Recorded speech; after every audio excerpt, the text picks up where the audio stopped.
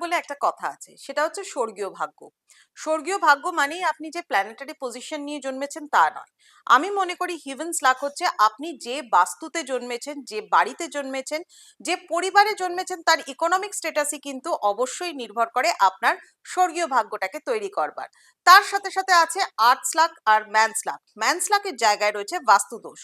যদি আপনার স্বর্গীয় ভাগ্য খুবই ভালো থাকে, তার সাথে সাথে যদি ম্যানস লাক ভালো না থাকে, অর্থাৎ আপনার বাস্তুর জায়গা যদি ঠিক না থাকে, তাহলে সেই স্বর্গীয় ভাগ্য কিন্তু খারাপ হতে পারে।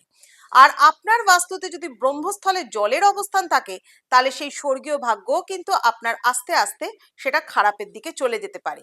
তার জন্য ব্রহ্মস্থলকে পরিষ্কার পরিচ্ছন্ন রাখুন। ঠিক যেরকম আগেকার দিনে আমাদের বাড়িতে সেন্ট্রাল কোর্টইয়ার্ড থাকতো, ওপেন টু স্কাই মানে ওটিএস থাকতো, সেই জায়গাটা না রাখতে পারলেও অন্তত ব্রহ্মস্থলকে ওপেন স্পেস রাখুন, স্পেশিয়াস রাখুন এবং লাইটের জায়গা রাখুন।